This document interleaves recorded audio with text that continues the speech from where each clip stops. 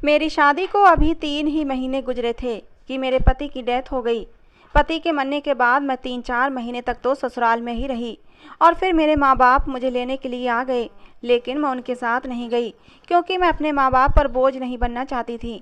क्योंकि मेरे पापा की माली हालत कुछ ठीक नहीं थी। उन्होंने बहुत ही मुश्किल से मेरी शादी की थी।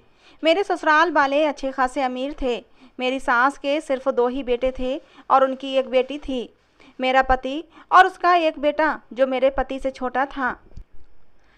पति के मरने के बाद मैं चाहती थी कि मेरी सास मेरी शादी मेरे देवर के साथ कर दें, इसलिए मैं उनका दिल जीतने की बहुत कोशिश करती थी। मैं घर का सारा काम खुद ही करती और रात को सोने से पहले अपनी सास के पैर भी दबाया करती थी। मुझसे जितना भी हो सकता था मैं अपनी सास की सेवा करती थी और उन्हें कभी भी शिकायत का कोई मौका नहीं देती थी, क्योंकि मैं चाहती थी कि वो एक बार फिर से मुझे अपनी बहू बना लें। मेरी एक ही ननद थी, वो शादीशुदा थी। वो बहुत ही कम हमारे घर आया करती थी, क्योंकि मेरी सास ने उसकी शादी भी एक बहुत ही अमीर घर में की थी, इसलिए वो अपने ससुराल में ज़्यादातर रहना पसंद करती थी। उसके घर में तो हमारे घर से भी ज़्यादा ऐशो आराम मौजूद थे और वो अपने ससुराल में बहुत ही खुशी खुशी ज़िंदगी गुजार रही थी। लेकिन मेरी ननद जब भी आती थी मैं उसकी बहुत ही अच्छे से खातिरदारी करती थी, उसकी पसंद के सारे खाने बनाती और उसके बच्चों का भी बहुत ख्याल रखती थी। इस बात से भी मेरी सास बहुत ही खुश हुआ करती थीं। मेरी सास शादी के पहले दिन से ही मुझे बहुत पसंद करती थी। मैं भी तो उनके साथ बहुत ही अच्छा व्यवहार करती थी।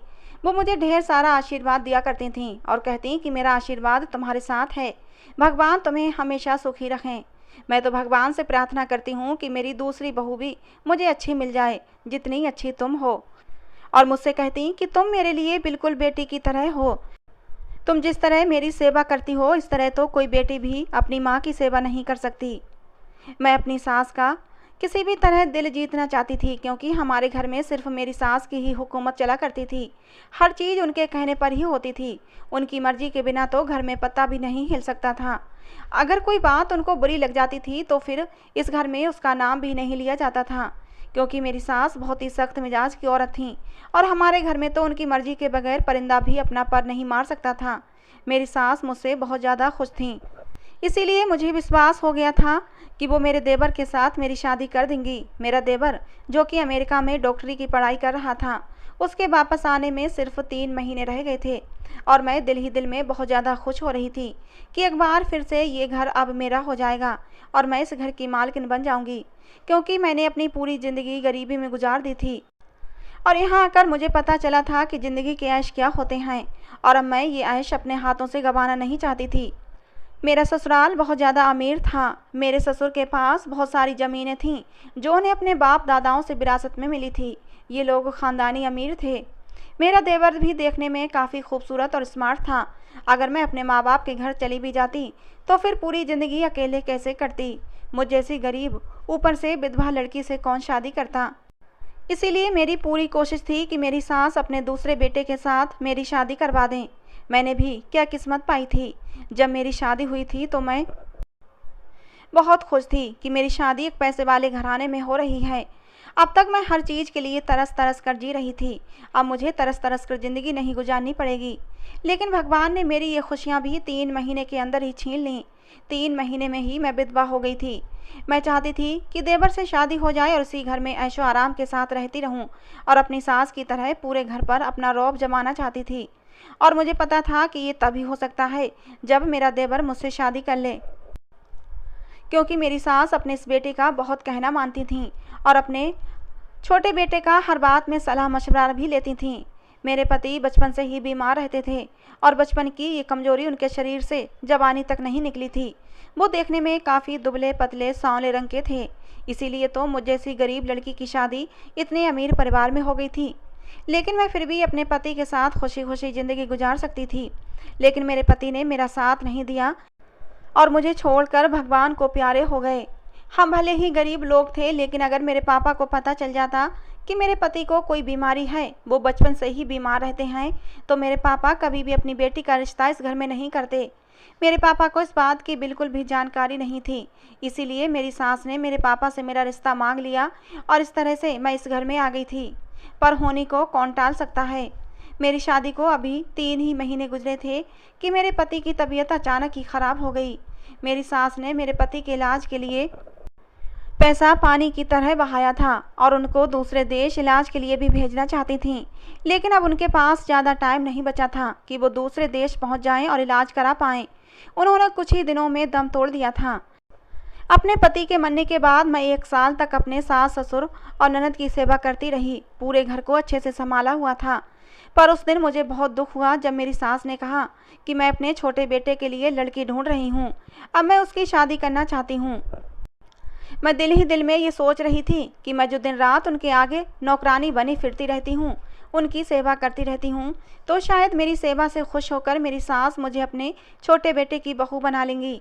लेकिन मेरी सारी मेहनत और उम्मीदों पर पानी फिर जाएगा, ऐसा तो मैंने कभी नहीं सोचा था। मैं ये हरगिज नहीं होने देना चाहती थी। एक दिन मैं और मेरी सास एक बहुत ही पहुँचे हुए बाबा के पास गए थे। मेरी सास तो न जाने कब से इन बाबा के पास जा रही थीं। वो हर सोमवार को बाबा के पास जाती थीं और उनका आशीर्वाद लेती थीं। हम जैसे ही वहाँ पहुँचे तो वहाँ पर एक नौजवान लड़की भिखारियों की लाइन में बैठी हुई थी, जो कि अंधी थी। उसे देखकर मेरी सास को शायद उस पर दया आ गई थी और इसीलिए उसके पास जाकर बैठ गईं और उससे पूछने लगी कि तुम्हारे साथ क्या कोई हादसा हो गया है? तुम यहाँ पर क्या कर रही हो और तुम अब कहाँ रहती हो? मेरी सास इस तरह से बातें कर रही थी उसके साथ जैसे वो उसको बहुत ही पहले से जानती हों। मैं इस बात पर हैरान हो रही थी कि मेरी सास एक भिखारन के साथ कैसे जाकर बैठ गईं। वो किस तरह उसे जानती हैं। मेरी सास उसको देखकर उससे माफ़ी भी मांग रही थीं। उससे कह रही थीं कि बेटा मुझे माफ़ कर दो, तुम मेरे साथ मेरे घर चलो। वो अंधी लड़की बहुत ही गुस्से में लग रही थी। वो मेरी सास से कहने लगी कि मैं आपके साथ हरगिज नहीं जाऊंगी। मेरे साथ जो कुछ भी हुआ है वो आपकी ही वजह से हुआ है और इसके लिए मैं आपको कभी भी माफ़ नहीं करूंगी। मेरी सास अब रो रो कर उससे माफ़ियाँ मांग रही थीं और उसको ये भी कह रही थीं कि जैसा तुम चाहती थीं अब वैसा ही होगा। तुम्हारे दिल की इच्छा, तुम्हारी तमन्ना जरूर पूरी हो जाएगी, बस तुम सिर्फ मेरे साथ चलो। मेरी सास उस अंधी भिखारन को अपने घर लेकर आ गईं। मैंने जब अपनी सास से ये सवाल किया कि मम्मी जी, आप उस भिखारिन को अपने साथ घर क्यों ले आई हैं? आखिर ये लड़की कौन है? तो मेरी सास ने मुझे सिर्फ इतना ही बताया कि मैं इसकी शादी अपने छोटे बेटे से करूँगी। मेरी सास की ये बात सुनकर मेरे पैरों तले से तो ज़मीन ही निकल गई थी, क्योंकि मैंने तो जितने सपने देखे थे वो मेरे सारे सपने ही चकनाचूर होते नजर आ रहे थे। मेरी सास ने मुझे ये बात बताकर मुझे चुप रहने का इशारा कर दिया कि अब आगे मुझसे कोई सवाल मत करना। मुझे अपनी सास की इस बात पर बहुत ज़्यादा हैरत हो रही थी कि वो भला एक अंधी लड़की जो कि भिखारन है अपने डॉक्टर बेटे की शादी कैसे कर सकती हैं। और मुझे ये भी लग रहा था कि मेरा देवर तो उसे देखकर उसी वक्त ठुकरा देगा, क्योंकि वो अमेरिका में पढ़ता था और उसकी पसंद भी बहुत हाई फाई होगी। ये भिखारन तो उसकी पसंद बिल्कुल भी नहीं हो सकती। वो एक अंधी भिखारन लड़की से शादी कैसे करेगा? मुझे तो अपनी सास की सोच पर हैरत हो रही थी। और फिर कुछ ही दिनों में मेरा देवर वापस आ गया और मेरी सास ने शादी की तैयारियां शुरू कर दी। वो अंधी लड़की अब हमारे ही घर में रह रही थी। मेरी सास ने उसे एक अलग कमरा दे रखा था। वो हम लोगों से कम ही बात करती थी, ज़्यादातर अपने कमरे में ही रहती थी। मेरी सास उसके कमरे तक खाना पहुंचा देती थी। मेरी सास ने मेरे देवर को शादी के बारे में बता दिया। मेरा देवर भी शादी के लिए खुशी खुशी राजी हो गया था। मैं हैरान थी कि भला नीरज शादी के लिए इतनी जल्दी कैसे तैयार हो सकता है। उसे वो अंधी भिखारन कैसे पसंद आ सकती है। फिर मैंने सोचा शायद मेरी सास ने नीरज को ये नहीं बताया होगा कि उन्होंने उसके लिए किस लड़की को चुना है, कि वो अंधी है। मैंने बहुत कोशिश की कि अपने देवर को किसी तरह ये बात बता सकूं कि तुम्हारी माँ ने तुम्हारे लिए अंधी भिखारन लड़की चुनी है। मैं चाहकर भी अपने देवर से ये बात नहीं बता पा रही थी। एक दिन मुझे मौका मिल ही गया और मैंने नीरज को भड़काने की पूरी कोशिश की कि नीरज, तुम्हारी माँ ने तुम्हारे साथ धोखा किया है। वो तुम्हारी शादी एक अंधी लड़की से कर देना चाहती हैं। मेरी बात सुनते ही नीरज ने मुझे खाली खाली नज़रों से देखा और कहा, भाभी आप चिंता मत करें, मुझे अपनी माँ पर पूरा भरोसा है, वो मेरे साथ कुछ भी गलत नहीं करेंगी। मैं अपना सा मुंह लेकर चुप हो गई। जब शादी का समय हुआ और मेरे देवर ने उस लड़की को देखा तो उसके चेहरे पर ऐसी खुशी चमकने लगी जैसे पता नहीं उसे कौन सी बड़ी खुशी मिल गई हो। वो बहुत ज़्यादा खुश नज़र आ रहा था और उसकी खुशी देखकर मैं हैरान रह गई थी कि आखिर मेरा देवर इतना खुश क्यों है। एक अंधी लड़की उसकी पत्नी बनने जा रही है और वो फिर भी इतना ज़्यादा खुश है। मेरी परेशानी किसी भी तरह कम होने का नाम नहीं ले रही थी। मुझे कुछ भी समझ नहीं आ रहा था। और फिर मेरे देवर की शादी उस अंधी लड़की से हो गई और वो मेरी आंखों के सामने ही अपनी पत्नी का हाथ पकड़कर अपने कमरे में चला गया। मेरे सारे सपने जो अब तक मैंने देखे थे वो सब धरे के धरे रह गए। मेरी सास ने मुझे हुक्म दिया कि अपने देवर और देवरानी की सारी जिम्मेदारी अब तुम्हें ही उठानी होगी, क्योंकि वो अंधी है, उसे कुछ भी नज़र नहीं आता, इसलिए उसके खाने पीने से लेकर उसके हर काम की जिम्मेदारी अब मैं तुम पर डालती हूँ। मुझे अपनी सास की ये बात बिल्कुल भी अच्छी नहीं लगी थी कि मैं पहले तो अपनी सास की सेवा की इस घर में और फिर मेरी सास ने मुझे देवरानी की नौकरी पर लगा दिया था। मैंने हिम्मत करके अपनी सास से बात करने का फ़ैसला कर लिया और फिर मैं उनके कमरे में चली गई। मैंने अपनी सास से पूछा कि आखिर आपने मेरे बारे में क्या सोचा है? आप कब तक मुझे अपने घर में इस तरह नौकरानी बनाकर रखेंगी?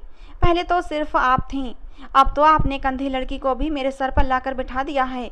आप मेरे पति की माँ थीं, इसलिए मैं आपकी सेवा दिलो जान से करती थी, पर मैं उस अंधी भिखारिन की नौकरी नहीं कर सकती। मेरी सास ने मुझसे कहा कि इधर आकर मेरे पास बैठो, मैं तुम्हें बताती हूँ कि वो लड़की कौन है। मुझे मेरी सास अब बिल्कुल भी अच्छी नहीं लग रही थी। मेरा दिल नहीं कर रहा था कि मैं उनके पास जाऊं। मेरा दिल कर रहा था कि इसी समय इस घर को छोड़कर कहीं चली जाऊं, क्योंकि मैं अपने मकसद में नाकाम हो गई थी। मुझे उनकी अब कोई भी बात सुनना गवारा नहीं था, लेकिन मैं मजबूरी में उनके पास जाकर बैठ गई। मेरी सास ने मुझे बताया कि जब नीरज अमेरिका नहीं गया था, ये तब की बात है। ये लड़की, जिसका नाम नीलम है, हमारे ही मोहल्ले में रहा करती थी और नीरज उसको पसंद करता था। नीलम भी नीरज को पसंद करती थी। नीरज ने कई बार मुझसे कहा था कि माँ, मेरा रिश्ता लेकर नीलम के घर चली जाओ, पर वो लोग हमसे गरीब थे और मैं नीरज का रिश्ता बहुत ही अमीर ख़ानदान में करना चाहती थी, जो कि मेरी टक्कर का होना चाहिए। नीरज ने मुझे बहुत बार कहा, मुझे बहुत समझाया कि इंसान की खुशियों के आगे पैसे का कोई मोल नहीं होता, पर मुझे ये बात समझ में नहीं आती थी। मैं उस लड़की के माँ बाप के घर गई थी और उनको कहा था कि अपनी बेटी को समझाओ कि मेरे बेटे से दूर रहे, वरना आप लोगों के साथ अच्छा नहीं होगा। मैं जानती हूँ कि आपकी नज़र मेरी दौलत पर है, मेरी जायदाद पर है, इसीलिए आपने अपनी बेटी को मेरे बेटे को फंसाने के लिए बोला है, पर जैसा आप लोग चाहते हैं वैसा बिल्कुल भी नहीं होगा। मैं ऐसा हरगिज नहीं होने दूंगी। नीलम की माँ मुझसे रो रो कर कह रही थी कि हमने अपनी बेटी को ऐसा कुछ भी करने के लिए नहीं कहा है। हम लोग गरीब हैं पर इज्जत वाले हैं। आप यहाँ आकर इस तरह से तमाशा करेंगी तो मोहल्ले में हमारी क्या इज्जत रह जाएगी। भगवान के लिए हम पर दया करें और यहाँ से चली जाएं। उस औरत ने मुझसे कहा था कि मैं आज के बाद अपनी बेटी को आपके बेटे से नहीं मिलने दूंगी। आप निश्चिंत होकर घर जाएं। उस समय जब मैं उनके घर गई थी और उनको इतनी सारी बातें सुनाकर आ रही थी, तो उनके घर के बाहर काफ़ी लोग जमा हो गए थे और सारे मोहल्ले को ही तमाशे के बारे में पता चल गया था।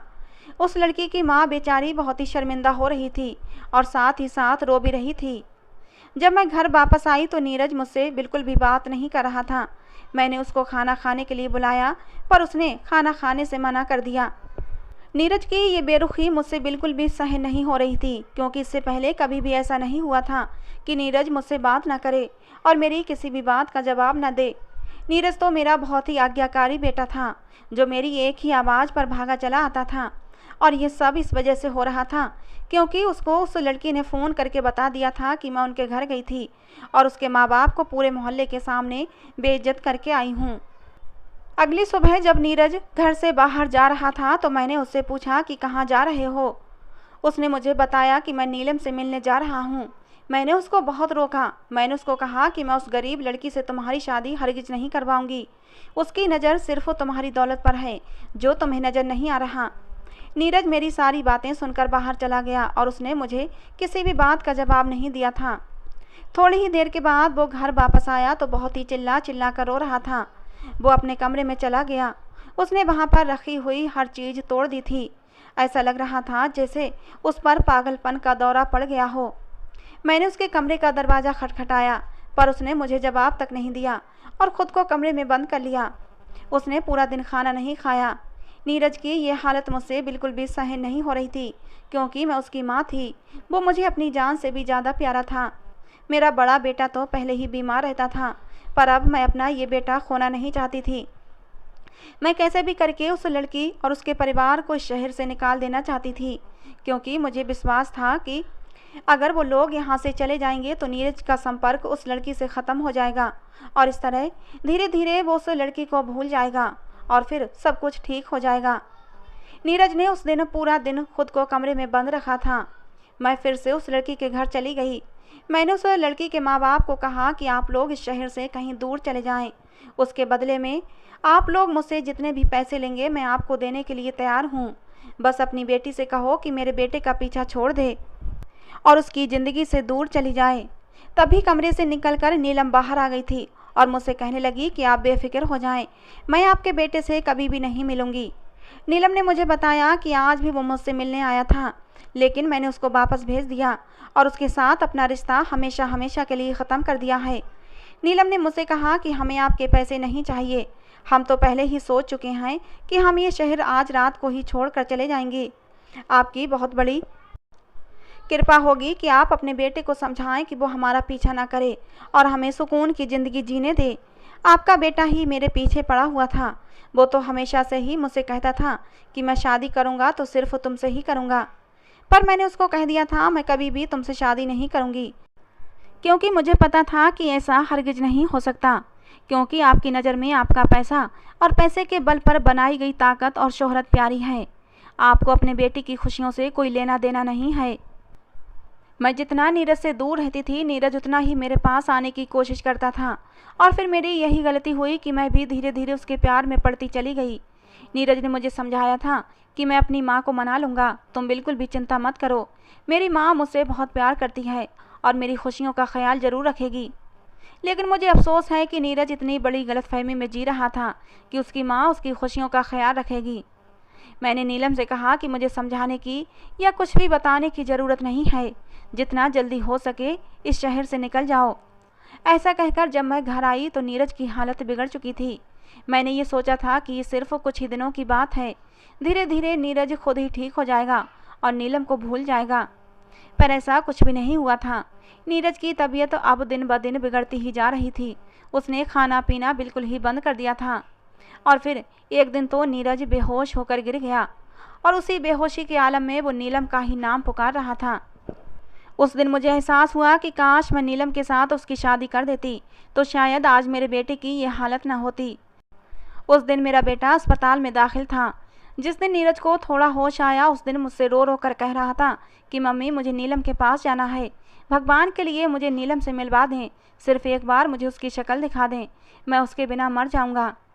मैं उससे मिलने की कोशिश करता हूँ लेकिन वो मुझे खुद से मिलना नहीं चाहती। मैं उससे मिलने गया था पर उसने अपना रिश्ता मुझसे ख़त्म कर दिया और पता नहीं मुझे छोड़कर कहाँ चली गई है। अब नीरज को क्या खबर थी कि उसको शहर से मैंने ही निकाल दिया है। नीरज उस दिन की बात कर रहा था जब वो नीलम से मिलने गया था और उसी दिन नीलम ने शहर छोड़ दिया था। मैंने नीरज को समझाया कि बेटा सब ठीक हो जाएगा, जैसे ही तुम ठीक हो जाओगे तो मैं तुम्हारा रिश्ता लेकर उस लड़की के घर चलूँगी। मैं तुमसे वादा करती हूँ कि मैं नीलम की शादी तुम्हारे साथ ही करवाऊँगी। वो कहीं इधर उधर ही अपने रिश्तेदार के घर गई होगी, कुछ ही दिनों में वापस आ जाएगी, तुम चिंता मत करो। मैंने नज़रें चुराते हुए नीरज से कहा। ये खबर सुनने के बाद नीरज थोड़ा खुश हो गया था और फिर कुछ ही दिनों में वो ठीक हो गया। जब हम घर वापस आ गए तो नीरज फिर से नीलम से मिलने गया, लेकिन वो बहुत ही मायूस होकर घर वापस आया। नीरज ने मुझे बताया कि मम्मी अब तो आप भी मान गई थीं, आप भी शादी के लिए राजी थीं, फिर पता नहीं क्यों नीलम और उसके घर वाले ये शहर छोड़कर कहीं चले गए हैं और उनका नंबर भी बंद जा रहा है। मैं उनको कहाँ कहाँ नहीं ढूंढा, पता नहीं वो लोग कहाँ चले गए हैं। इस मोहल्ले में काफ़ी लोगों से पूछा पर किसी को भी पता नहीं है कि वो लोग आखिर कहाँ गए हैं।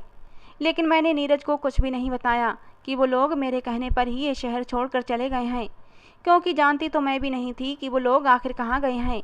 नीरज ने पूरे 6 महीने तक नीलम को तलाश किया पर वो उसको कहीं भी नहीं मिली और आखिर मायूस होकर नीरज को ये बात स्वीकार करनी ही पड़ी कि अब नीलम उसको नहीं मिलेगी और फिर उसने ये फैसला किया कि वो ये देश छोड़कर चला जाएगा और कभी भी वापस नहीं आएगा। नीरज का ये फैसला सुनकर मैं बहुत दुखी हो गई थी और अपने किए पर बहुत पछता रही थी कि आखिर मैंने ऐसा क्यों किया। अगर उसकी शादी नीलम के साथ करवा देती तो कम से कम मेरा बेटा मेरी आंखों के सामने तो रहता और ये देश छोड़कर कभी ना जाता। नीरज को मैंने समझाने की बहुत कोशिश की, उसको रोकने की बहुत कोशिश की, पर उसने मेरी एक नहीं मानी। उसने मुझसे कहा कि मैं नीलम के बगैर बिल्कुल भी नहीं रह सकता और यहाँ रहकर मुझे नीलम की याद जरूर आएगी। ऐसा हो ही नहीं सकता कि मैं इस देश में रहूं, अपने शहर में रहूं और आते जाते हुए नीलम के घर की तरफ न देखूं और उसकी याद मुझे न सताए। मेरा अब जीना मुश्किल हो गया है। और ये सारी बात कर नीरज बहुत ही ज़्यादा रो भी रहा था और मैं अपने किए पर पछता रही थी कि मैंने अपनी ही जिद में आकर अपने बेटे की खुशियाँ बर्बाद कर दी। अगर मैं उसकी शादी नीलम के साथ कर देती तो आज वो कितना खुश होता। अपने बेटे की हालत की जिम्मेदार सिर्फ मैं ही थी। मेरी वजह से ही उसकी आंखों में इतने आंसू आए थे। और फिर उसके बाद नीरज अमेरिका चला गया, लेकिन मैंने नीलम की तलाश जारी रखी। मैंने नीलम के सारे रिश्तेदारों को भी बोल दिया था कि अगर आप लोगों को कभी भी नीलम के बारे में कुछ पता चले तो मुझे ज़रूर बताना। पर अजीब बात थी कि किसी को भी उनके बारे में कुछ पता नहीं था कि आखिर वो लोग कहाँ गए थे। उसके बाद मैं हर सोमवार को उस बाबा के पास जाती थी। मैं चाहती थी कि किसी तरह नीलम मुझे मिल जाए। मैं रोज़ बाबा का आशीर्वाद लेती थी और बाबा से कहती कि भगवान से प्रार्थना करना कि मेरे बेटे की खुशियाँ वापस आ जाएं। और फिर भगवान ने मेरी प्रार्थना स्वीकार कर ली। मुझे नीलम वहीं पर बैठी मिल गई। मैं जब उसको वहाँ पर देखी थी तो बहुत ही खुश हो गई थी और उसको अपने घर लेकर आ गई।